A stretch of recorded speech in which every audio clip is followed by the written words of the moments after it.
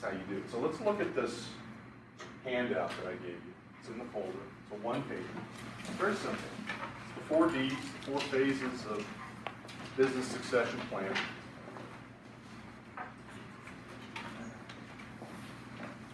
Decision, diagnose, develop, designate.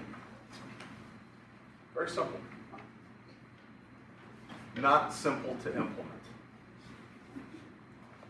There's no one in this room, including me, who can take this chart and do all these things. Sorry. And I'll give you an example of one that I'm going through. I'll walk you through it. Decision making and profiling. Well, what I'm talking about are all the mission critical positions to the business.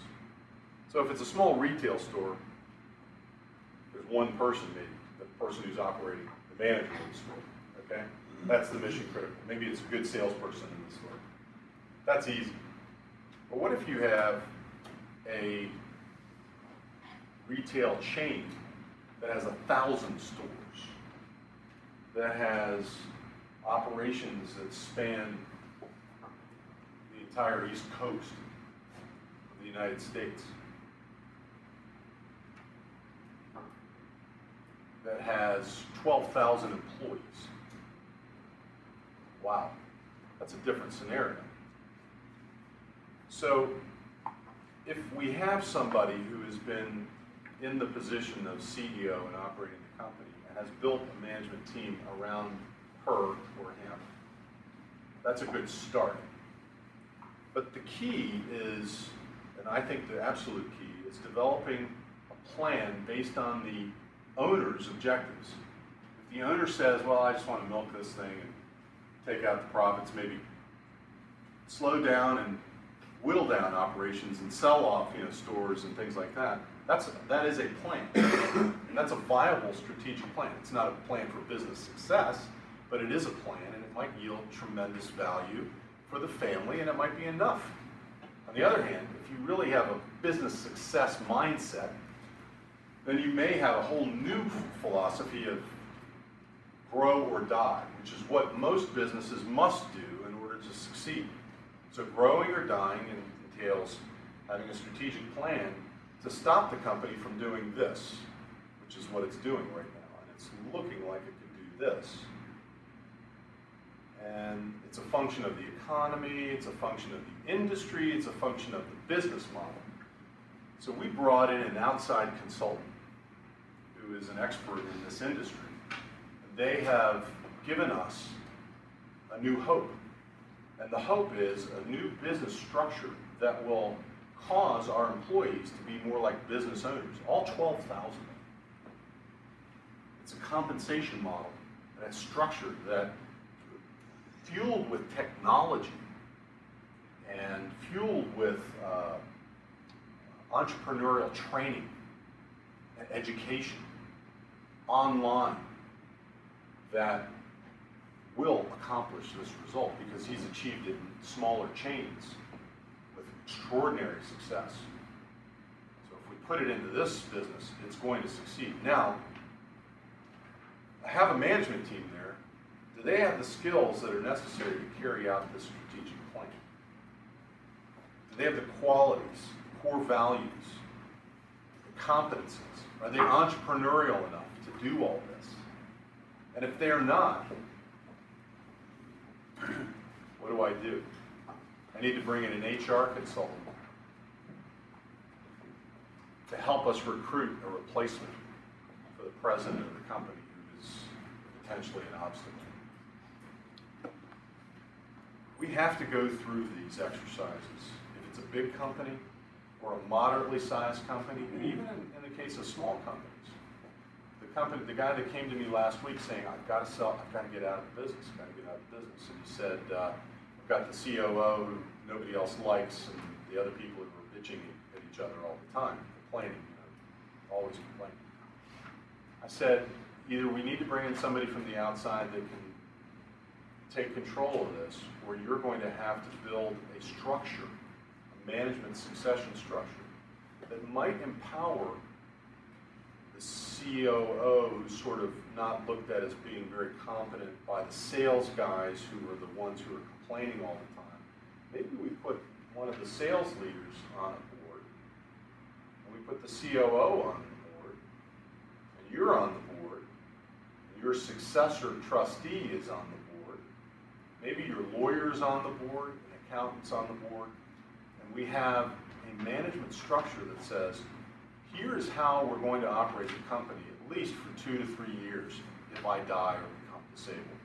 So we build the plan, we say who's in charge, we say who's running it, we give them protection on compensation, we may even give them an ownership stake.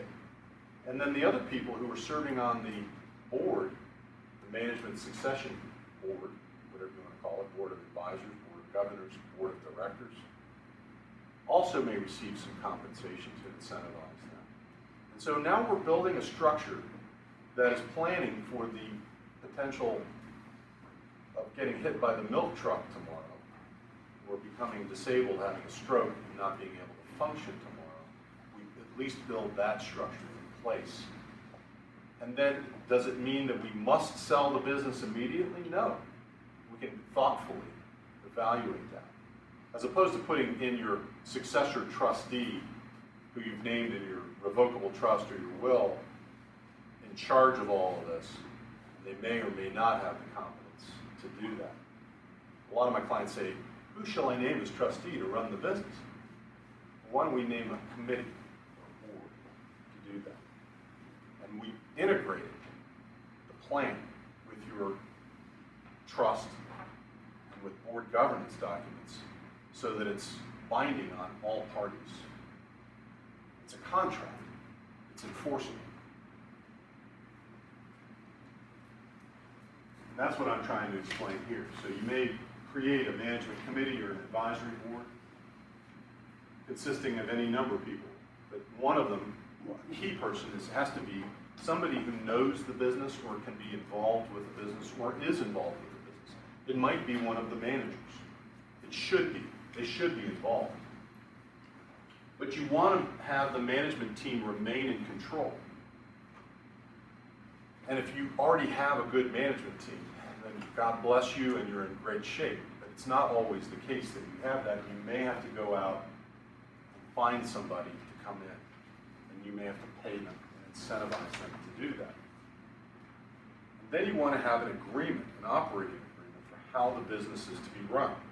Compensation caps, bonuses in the short term, long-term incentive comp.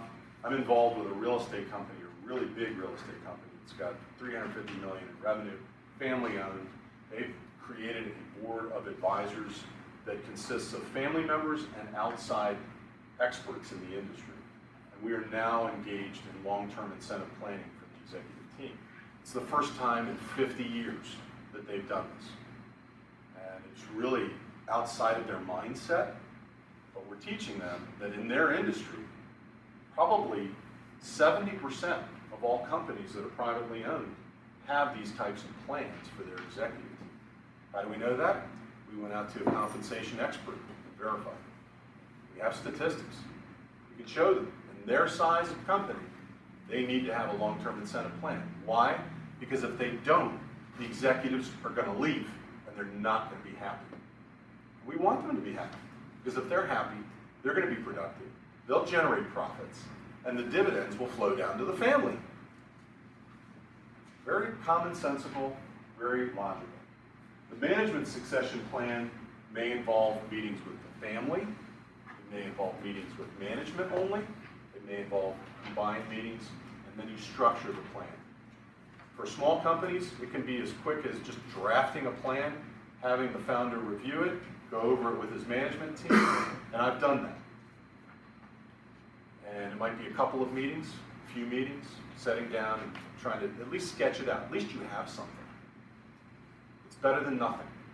Something is better than nothing. You want to integrate it with your estate planning, meaning that you can use trusts. You want to usually have some type of irrevocability to it, or an agreement that it's not going to change. because the management team may not be happy if somebody else comes in, changes it, and then kicks them all out. That doesn't give them any security. So their security is employment agreements, stock option agreements, restricted stock award agreements, whatever.